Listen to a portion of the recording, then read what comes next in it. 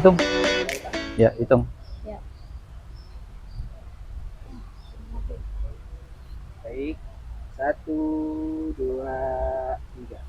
Assalamualaikum warahmatullahi wabarakatuh. Waalaikumsalam Selamat pagi warahmatullahi sahabat wabarakatuh. pemberdayaan seluruh Indonesia, bahkan seluruh dunia. Waduh, sudah dunia ya Kak Linda ya. Insya Allah akan segera mendunia. Amin. Ketemu lagi kita dalam podcast Jejak Pemberdayaan. Masih bersama saya Linda. Saya Abeng. Pergi ke pasar membeli rotan. Cantik. Rotan dianyam jadi keranjang. Artinya nih Kak Linda. Salam hangat kami ucapkan. Ya. Podcast Jejak Pemberdayaan siap berbincang. Mantap. ini pantunnya luar biasa nih, pembukaan nih, bikin kita semangat nih Kak Linda. Ya, ini memang dipersiapkan nih. Oh gitu ya. Apa yang bikin semangat nih kita pagi ini? Ya, kali ini kita akan kedatangan seorang tamu spesial. Oh ya. Perempuan. Pakai telur? Iya, spesial pakai telur. Oh ya. Bang Abeng. Jadi seorang perempuan penggerak. Nah, ini agak jarang-jarang nih. Penggerak literasi Bang Abeng. Oh ya. Bahkan tidak hanya di daerah-daerah yang sudah biasa daerah perkotaan, tapi ini sebuah daerah khusus, daerah pesisir, tapi dengan keunikan tersendiri. Di mana nih Kak Linda? Di Kampung Beting. Wah, Kampung Beting ya. Ini Kampung terkenal Beting. sekali nih kalau di Ya, Pontianak Kampung Beting Kalau nih Kak di Linda. Kota Pontianak, Kampung Beting ini cukup menjadi ikon unik ya, Bang Abeng ya. Uniknya di mana nih? Uniknya di sana dengan berbagai komunitas, berbagai latar belakang karakter dan pengkhususan memiliki. Kalau dalam komunitas tertentu, Kampung Beting ini memiliki image agak tersendiri, Bang Beting. Nah, ini harus jelas Special nih edition. tersendiri. Oh, spesial ya. Ya, karena memang Nah. secara umum pandangan kita Kampung Beting ini wilayahnya padat gitu ya Kak Padat Linda ya. penduduk. Itu aja ya. Ya, ya. Nanti cari tahu sendiri. Siap. Nah, silahkan kali ini kita akan bersama narasumber seorang perempuan akademisi. Siapa nih Kak Linda? Nah, nanti kita akan tahu. Oh, Bang ya. Abeng. Langsung aja ya. Langsung aja kita akan langsung berbincang dengan Ibu Juniwati. Oh ya. Juniawati, sorry. Assalamualaikum Bu Yuni. Waalaikumsalam warahmatullahi wabarakatuh. Terima kasih nih sudah bisa hadir di podcast kita nih ya Kak Linda. Siap. Ya, Bu Juniawati ini seorang akademisi. Mungkin supaya lebih nyaman kita dengar, silahkan beliau memperkenalkan diri iya. sendiri. Silakan. Terima kasih Kak Linda ya, Pak Abeng ya. Iya. Salam kenal buat channel pemberdayaan ini ya, Podcast podcast Pemberdayaan. Jejak Pemberdayaan. Terima kasih waktunya saya sudah diajak bincang di sini. Nama saya Juniawati, biasa dipanggil Mbok Jun atau Bu Jun. Saya di YN sudah lama ya. Kebetulan saya alumni pertama dari Prodi Komunikasi Penyiaran Islam. Jadi kata orang tahun 97 itu saya masih mahasiswa. Kemudian saya memulai literasi dari seorang penulis cerpen, puisi, kemudian lanjut menulis artikel opini di koran Pontianak Post, Ekuator waktu itu ya. Kemudian diasah lagi dengan kemampuan jurnalistik di Prodi KPI. Akhirnya saya asik dengan dunia itu. Kemudian saya juga ikut di beberapa komunitas, kemudian lanjut lagi S2 saya di Malaysia dengan bidang yang sama, masih di komunikasi dan media. Ya. Terakhir juga di UNS S3 juga masih dengan media, tapi di penyiaran. Wah, ini Siaran radio. Spesialis nih Bang Abeng ini ya. bukan kaleng-kaleng nih Bukan narsum kita kaleng-kaleng nih nih. kalau bicara literasi ya enggak. Ya, dan sangat spesial sekali terkait penulisan, kemudian juga benar-benar mendalami ilmu untuk komunikasi ya Bu ya. Nah Bu Juni, kan yang bikin salah satu keunikan Bu Junia ini berani untuk membangun sebuah komunitas literasi di sebuah ekosistem yang tadi dikatakan agak unik ya Bu ya. Nah kira-kira apa nih Bu yang menjadi titik awal atau motivasi Ibu dalam membangun rumah baca ya di Kampung Beting? Bisa diceritakan mungkin? Kalau mau ditarik ke belakang sebenarnya itu hanya satu tempat yang kemungkinan sudah kami bina sebelumnya, tapi versi majelis taklim. Untuk ibu-ibu waktu itu di 2014-15 kita mendapat kesempatan dari dosen-dosen IAIN, saya bersama kawan-kawan untuk membuka majelis taklim di sana. Nah, melihat perkembangan itu intensif, berjalan dengan lancar, banyak animo masyarakat tinggi, akhirnya semakin tahun semakin bertambah, anak-anak pun makin banyak. Karena posisinya juga di rumah salah satu tokoh agama di situ, Umi Maria. Jadi karena kita sering ke sana untuk pengabdian, baik itu menjadi pembicara, menemani para penyuluh untuk berceramah, membawa para dai ke sana, pembina lah ya. Nah, kami melihat anak-anak tuh banyak sekali yang tidak mendapatkan akses baca. Nah, saya bersama kawan-kawan, terutama saya sendiri, sayang sekali. Jadi media tidak ada, anak-anak banyak, tapi kegiatan tidak ada. Akhirnya saya berinisiatif karena saya juga bergabung di beberapa komunitas dan mendampingi kawan-kawan menulis. Kami usulkan untuk membuka saja tempat yang seadanya itu, rumahnya pengajian, rumah Umi itu menjadi tempat anak-anak bermain dan membaca. Jadi tidak hanya bermain, tidak hanya berkumpul, tapi juga ada tempat membaca. Nah, begitulah awal. Itu latar belakangnya Bu ya. Ya. Nah kemudian kan Ibu kan sekarang dikenal sebagai founder nih ya dari Rumah Baca Hikmah Nur Beting ya, dan sekaligus pembina ya sekarang ya. Wah, ini manggilnya enaknya Mbok nih ya. Kalau Mbok, orang Pontianak kan Mbok Juni ya. Sedap nih Ya. Mbok Jun. Nah Mbok Jun, terkait dengan kebiasaan baca nih anak-anak sekarang terutama di pemukiman Beting ya, minat baca juga nih. Apa tantangan terbesar nih yang Bu Jun hadapi nih? Karena kan sekarang kita sudah paham ya bahwa di era informasi sekarang ini apakah minat baca tersebut memang masih ada atau seperti apa sehingga menjadi tantangan untuk Bu Jun dan kawan-kawan dalam membangun rumah baca ini. Pertama kita alihkan dengan situasi masyarakat di situ ya, karena tidak bisa kita samakan dengan daerah lain atau kondisi masyarakat lain. Hanya butuh sebenarnya mengubah mindset. Nah, itu ya. Nah, mau dimanapun, kalau itu memang mindsetnya ingin maju, ingin berkembang, pasti akan bergerak.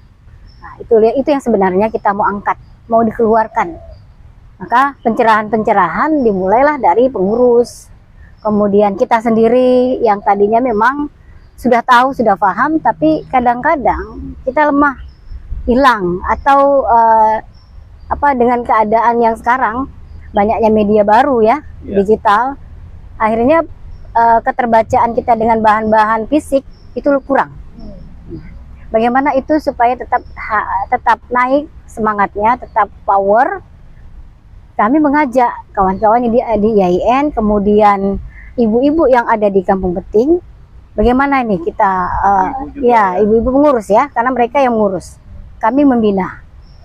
Bagaimana masyarakat di sini merasakan manfaat dari buku yang sudah kita masukkan, kita bantu fasilitasi, kita bawa komunitas-komunitas literasi, berbantulah, berkumpullah kita, sehingga ini bisa berjalan sampai hari ini, gitu Pak. Nah, sampai hari ini sudah ada berapa judul nih Bu, buku yang ada di rumah buku ini? Kalau terbitnya atau berdirinya Rumah Baca ini kan 2023 ya Pak, Ya. akhir September. Kemudian di akhir itu juga langsung saya karena bergabung di FTBM Kota dan Kalimantan Barat, ada peluang untuk masuk pengusulan bantuan 1000 buku dari Perpustakaan Nasional, maka dapat. 1000 buku ya, sudah ada di sana ya. Wah, ini kalau membacanya, Artinya lebih Pak. oh sekarang lebih ya? Sekarang lebih itu 2023 ya. 500-an ke atas. 1500 ya? Ke atas. Ini Kak Linda, kalau satu buku satu hari kita baca, kapan selesainya Nah nih? itulah kira-kira sampai umur menjelang pensiun lah. Iya. Cuman ada cumannya kita yang dalam bayangan tadi itu berat, menurut kami tidak. Karena ini bagian dari kebiasaan ya, kebiasaan kita untuk sama-sama maju. Jadi kalau orang maju satu, rasanya belum afdol. Ayo kita maju bareng. Nah itu. Jadi bersinergi. Kalau bersinergi kan lebih cepat ya Pak, bergerak kan. Jadi kalau bahasa kami itu amal jama'i Pak, Bu. Kalau kita sama-sama, kita gerakkan ini bisa semua. Jadi pengurusnya, kemudian anak-anaknya, kemudian orang tua, kemudian stakeholder terdekat yang terkait ya, kita ajak. Jadi bukan hanya sekedar tahu nih, ini bukan hanya sekedar nama, bukan sekedar ada pelang saja gitu ya. Tapi ini ada kegiatan, ada anak-anak yang butuh, ada apa namanya, ada yang harus diperhatikan di sini. Itu yang penting. Apa tadi nama rumah bacanya Bu? Nur Hikmah. Hikmah Nur. Hikmah Nur Beting ya. Nah pada saat mendirikan rumah baca itu kira-kira bagaimana animo masyarakat di situ dan anak-anak yang ada di situ?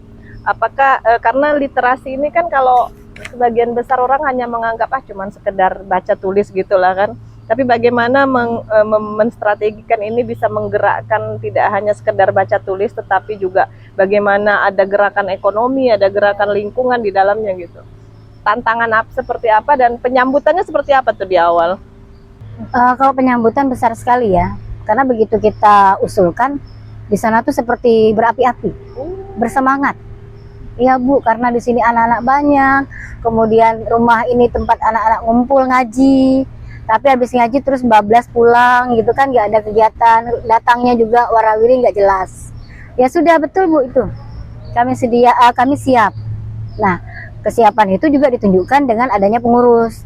Kami tidak masuk karena kami dari IAIN hanya ingin mendampingi, bahasanya advokasi, membimbing lah ya, membina. Mereka lah yang mengurus. Berarti dari dan untuk mereka gitu, ya.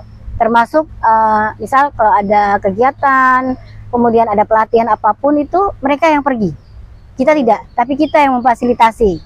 Nah kita dalam bahasa saya itu adalah pembina, kami berenam, semuanya lintas prodi, tidak ada yang satu, ada yang di konseling, ada yang psikologi gitu. Tapi begini Bu ya, Ibu kan Mbok ya, Mbok Juni kan termasuk pengajar di IAIN juga ya. Nah ini kita pengen tahu lah nih, mungkin sahabat pemerintahan juga pengen tahu kan, karena dalam perintah agama kan pertama kali disuruh tuh kita membaca ya, Iqra gitu ya. Nah ini apa kaitannya nih dengan pandangan Mbok nih terhadap literasi hari ini? Apakah masih relevan atau seperti apa? Tentu saja, karena kalau tidak membaca kita tidak akan tahu apa hari ini, apa besok gitu kan. Kan sejarah hari ini kan ditulis, dibaca. Kalau tidak dibaca, ditulis, mungkin kita tidak tahu besok seperti apa. Yang kemarin seperti apa, membaca. Tapi begini Mbok, sekarang ini kan arus informasi sudah sangat deras nih kan, di mana-mana media sosial segala macam. Tapi ironinya, kenapa tingkat literasi di Indonesia ini malah lebih rendah nih? Nah ini apa penyebabnya? Seperti apa? Ini butuh keterikatan, kerjasama. Mulai dari peranata yang kecil, keluarga misal ya, keluarga, lingkungan, sampai di lingkungan terbesar. Jadi mulai dari keluarga ya. Jadi kalau ada keluarga tidak gemar membaca itu, waduh, seperti apa ya? Membaca tidak dibatasi ya, apapun. Mau medianya TV kek, mau internet, mau podcast misal, YouTube, yang jelas bacaan itu ada. Maka dalam literasi 6 itu masuk namanya literasi digital, termasuk literasi digital. Maka yang sekarang ini yang masih sulit ya diadakan itu literasi digital. Karena kalau kami memasukkan misalnya bahan-bahan bacaan ber-ebook, nah gitu, versi ebook, kemudian kita masukkan katalog nama-nama buku, kemudian bisa diakses, itu lebih baik. Nah itu lebih baik. setidaknya bisa mengalihkan sedikit perhatian dari yang biasanya anak-anak dengan HP misalnya kan, atau permainan-permainan versi edukasi gitu. Kan banyak sekali permainan yang saat ini menyesatkan ya untuk anak-anak misalnya. Dan bagaimana kita mengarahkan itu permainan-permainan itu yang sifatnya edukasi. Nah, itu namanya literasi digital. Itu. Bagaimana dengan anak-anak yang berada di rumah baca Nur Hikmah Beting itu sendiri dalam beradaptasi dengan literasi digital ini? Kondisi progresnya sampai sekarang tuh seperti apa kira-kira? Kalau untuk itu kita belum ya, karena kembali lagi situasi masyarakat yang masih perlu dibimbing. Kemudian sementara ini masih dalam bacaan fisik, bacaan fisik, buku-buku. Maka buku-buku yang masuk dari bantuan maupun yang kita masukkan dari donatur ya, yang tidak terikat itu versinya bergambar. Nah, jadi yang 1000-an lebih itu Pak rata-rata bergambar untuk menarik anak-anak, ya remaja juga.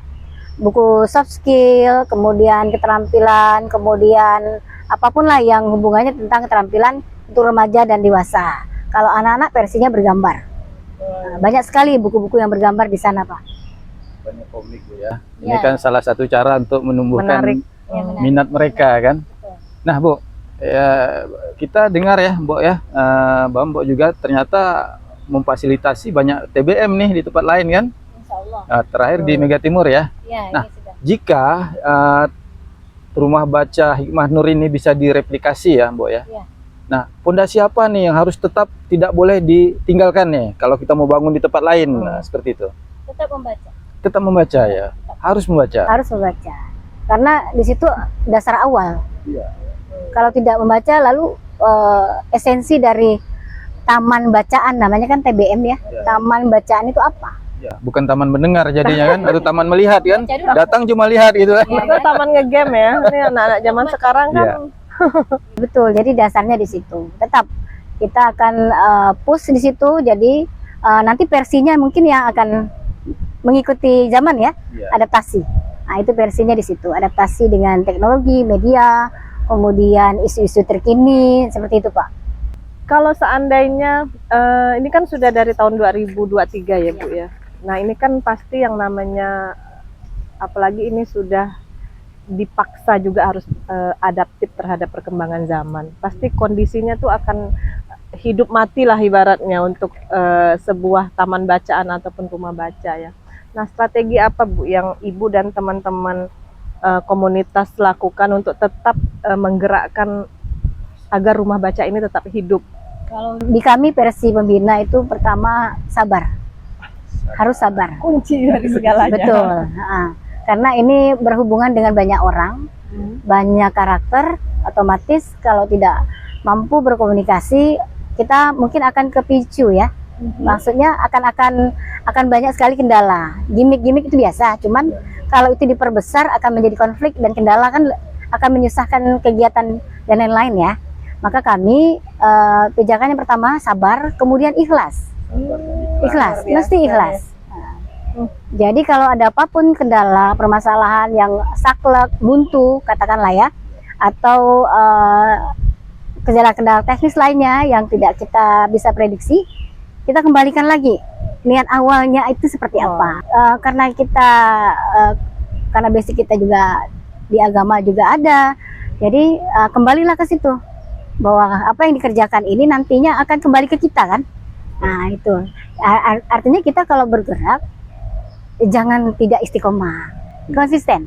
Bahasanya konsisten Pak. Sabar, ikhlas, konsisten. Abeng, luar biasa. Berlayar perahu menuju muara. Ya cantik. Membawa ikan dari nelayan pesisir. Artinya Kalinda. Literasi hadir membawa cahaya, membangun harapan dan mimpi yang tersisir. Mantap ya, membangun harapan ya. Ya orang-orang seperti Mbok Juni ini sangat penting untuk tetap hadir di setiap ekosistem masyarakat ya yang beragam di karena kekinian di ini Kota ya. Pontianak ini. Kekinian ini kan Kak Linda ya, arus informasi sudah luar biasa sehingga kadang-kadang kita tidak memilah lagi, tidak membaca, cukup mendengar saja kan. Ini yang akhirnya menjadi potensi konflik kan. Wah katanya loh kita jadi akhirnya terbawa tanpa kita mau membaca kan, menganalisa benar tidak kan, itu intinya membaca kan, daripada kita cuma mendengar informasi yang sepotong-sepotong kan. Nah ini menjadi penting bahwa budaya membaca ini memang harus ditumbuhkan ya sejak dini. Dan yang paling berat ini adaptasi ya, adaptasi dengan perkembangan zaman, masuknya digitalisasi anak-anak zaman sekarang. HP ini sudah menjadi nyawa bagi mereka, bahkan kalau tidak bawa pengecas rasanya lebih sakit daripada tidak membawa duit kayaknya. Ketinggalan dompet enggak apa-apa, jangan ketinggalan HP gitu. Betul ya. Mbok Juni ya, ini mohon maaf nih karena masih baru ya, jadi sebentar ibu sebentar mbok. Mbok Juni, apa kira-kira dari sekian banyak pengalaman dan tantangan yang dihadapi, harapan ke depan terhadap terutama rumah baca yang sudah dibangun di Kampung Beting dan mulai diinisiasi di tempat lain di Mega Timur dan lain-lain? Tiada lain sebenarnya kembali kepada sayang kalau potensi yang sudah ada, kemudian sistem yang sudah ada tapi tidak digerakkan. Nah, jadi kita butuh kerjasama yang bersinergi. Maka butuh orang yang hadir, butuh tempat, butuh fasilitas, butuh kemauan, dan saling itu tadi, saling mendukung, saling isi mengisi. Bagian kepala desa nanti mensupport. Bagian mananya? Administrasinya, kemudian kemudahan-kemudahan lain, kemudian pengurus, bergiatlah di situ. Nah, jangan hadirkan rumah itu hanya atau TBM itu hanya nama. Nah, bergiatlah, apapun bentuknya giatlah. Nah, itu dimaksimalkan supaya kembali tadi ini tidak hanya sekedar membaca atau gerakan formalitas, apa kata orang, hanya ya sekedarnya saja ya. Nah, tapi ini suatu gerakan mulia menurut saya yang mesti dimaksimalkan dan diteruskan sampai ya kalau bisa sampai di usia kita akhir gitu. Kata orang tuh jangan cuma jadi rak buku saja gitu kan, cuma jadi berhenti di pajangan, harus dibaca kan gitu kan. Ini menjadi tantangan yang berat ya Bang Abeng, karena saya berpikir zaman sekarang sulit sekali untuk mempertahankan minat baca fisik, fisik ya. Nah, tetapi dengan adaptasi digital tadi dan lain-lain, mudah-mudahan ini semua bisa terkolaborasi ya, Mbok Juni ya. Ini luar biasa nih Bang Abeng. Betul. Jadi, tema kita hari ini dengan narasumber kita nih sangat menginspirasi ya, dan mengingatkan kita bahwa apapun yang berkembang di dunia kita sekarang, tapi kembali lagi ke baca tadi ya, apapun bentuk fisik kah dia, bentuk digital kah dia, tetapi kalau tidak dibaca kita tidak akan mengetahui ya. Iya, jadi kita tidak berhenti di buku fisik saja ya, tapi juga di digital. Itu tetap menjadi bagian dari literasi yang tetap harus kita galakkan.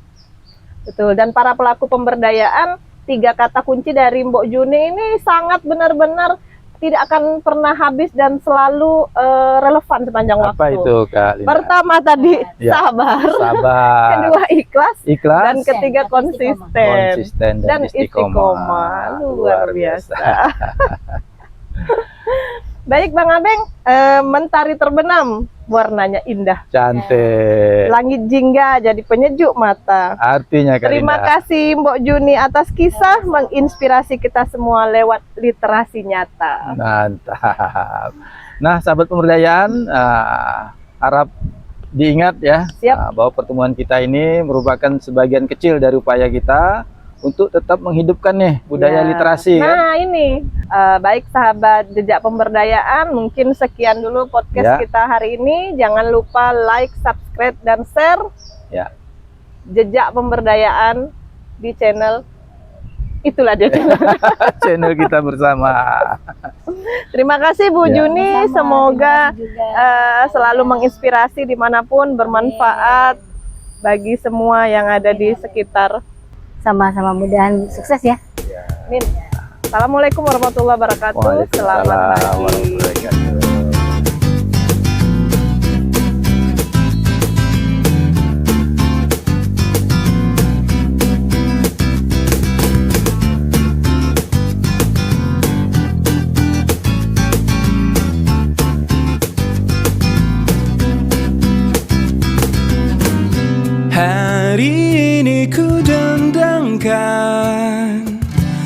lagu yang ingin ku nyanyikan. Terkenang semua kenangan yang telah ku alami.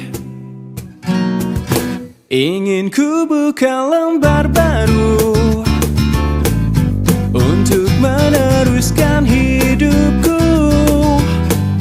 Tak mau lagi kesedihan selimuti diriku.